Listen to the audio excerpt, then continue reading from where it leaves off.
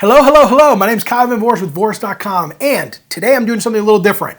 I saw a post on LinkedIn from an influencer that had some bold claims, and after reading what they posted and asking a couple of questions, things didn't smell right.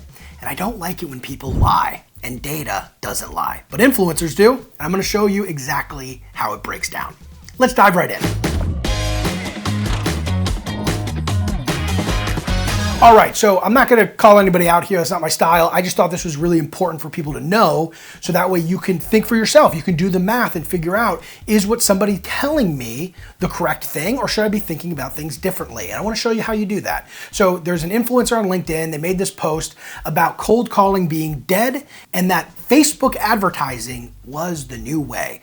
And his claim was that he was paying $300 per meeting for an SDR to cold call and book a meeting versus $100 per meeting when he was using Facebook advertising. So I asked a couple of follow-up questions, and these are the numbers he told me. So this is all from him within the post that he posted. So I'm not making anything up. I'm not making wild assumptions. These are the numbers that he gave me. He told me that his open rates on email follow-up from the Facebook ads campaign was 50 to 70%, so high, okay? And he also said that his booking rate on email through one of these campaigns was anywhere from 1 to 2%. He also told me he got 167 leads from the LinkedIn campaign that he used for this analysis. So after hearing all of that, I was a bit skeptical that his campaign was really working all that much better than the SDRs. I did a couple of scenarios, and I'm gonna walk you through those now to show you exactly how posts like this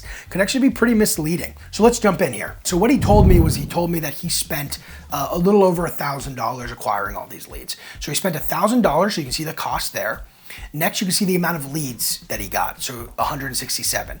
With an open rate of 50% and a booking rate of 1%, that first meeting would be less than a meeting, okay? So that first pass of emails, I'm assuming we're doing 5 emails, so I did the first pass of the emails is less than a meeting. What you would be paying is $1,262 per meeting because you're actually getting less than a meeting. The math makes more sense as we go down. All right, the next is the second pass. At this point, we have 166 leads, the open rate of 50 and the booking rate of 1%. So I haven't degraded any of the numbers, and anybody who's done email marketing knows that the longer the campaign, typically numbers start to degrade a little bit, and sometimes there's a spike at the end, but not always. But I just kept it the same here. We book almost another meeting. This brings our cost per meeting down to $632. Then we do a third pass. I love third passes. We have 165 leads left. We do 50% open rate, 1% booking rate. That's another almost full meeting. So after third pass, we're at $422 per meeting. Fourth pass, same sort of deal. We get it down to 317.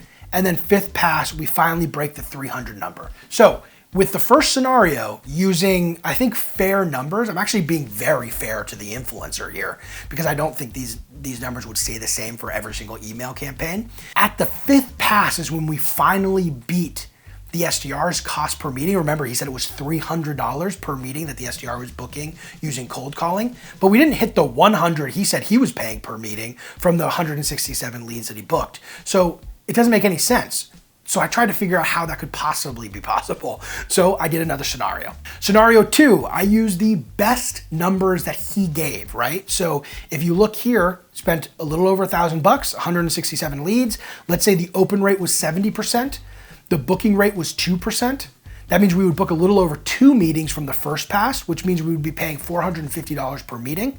The second pass, with these excellent numbers, not degrading at all, would finally get us under the SDR booking claim that he made, which was 300. So this is 227.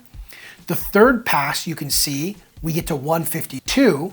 Fourth pass, you can see we get to 115. And then fifth pass, we finally just break the 100 mark. Every one of these emails are getting 70% open rates and 2% booking rates, which were the top end of the range that he gave. I don't think this is a possible scenario. I'd be blown away if that was. If it is, if you're getting these kind of numbers, hats off to you. I would love to see it, and I'm sure I could learn something from you. I'll put you on the YouTube channel. We can talk about how you did it. These numbers are really really aggressive, and I just don't think that they're true. So what I did was I did a scenario that I felt was probably realistic, and I wanted to do this to show that numbers matter. And if you understand the numbers, then you can start working through what you have to do in order to replicate them for yourself. So let's look at my realistic example. Again, a little over $1,000 for 167 leads, open rate 50%, booking rate 1.5, so higher booking rate than scenario one. That means we're paying $841 per meeting for the first pass. So the second pass, right here, we have a little less leads because we booked a meeting, right? We have an open rate of 40%, so things are going a little bit lower, a booking rate of 1.3%, which means we book a little under a meeting. This puts our cost per meeting so far after the second email at a little under $500 per meeting.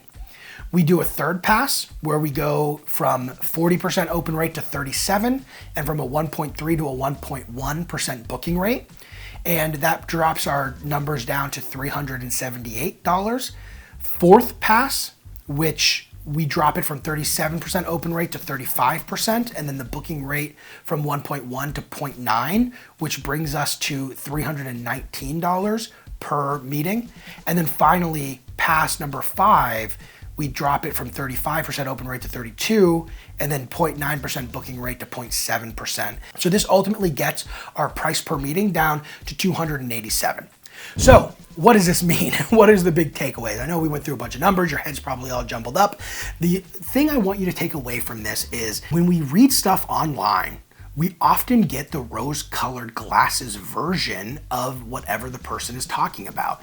And that's okay. I'm fine reading this type of stuff. And I think it's good to give this type of wisdom out. Like, should you do Facebook ads to get meetings? Of course. But I just feel weird when people lie about their results. And I don't want to say that this influencer was intentionally lying. Odds are that he probably just misunderstood the data. But based on the numbers he gave me, very unlikely that he was paying $100 per meeting booked. So what do we have to take away from that? We have to take away what we can, which is what would it cost us if we did a 5 email campaign with numbers similar to his and did LinkedIn advertising and did Facebook advertising. And in that case, we're paying in a realistic scenario, a little under $300 per meeting. That's probably pretty good for a lot of software companies out of there, depending on your average deal size. So by no means is this a gotcha, hey, cold calling's way better. No, I think you should do all of the things, but you need to be realistic about what to expect from the different channels that you're going to be using to generate business for your company. And that's what I wanted to show you here today. Use the data. Don't just blindly follow people's advice. And if you do that and you use the data and you figure out what works really well and you iterate it and make it better, then now you have a process and you can follow that process, repeat that process, and find consistent success. And that's what I want from you. I want you to have consistent success. I don't want you to blindly follow influencers because they can put a little numbers on the screen that look really cool. All right, well, that was it. I hope you found that helpful. Definitely a different type of content than I'm usually doing. If you enjoyed it, please like, comment below. I'd be happy to chat more about how to use data to figure out if something would work or not work for you. And thanks so much for watching.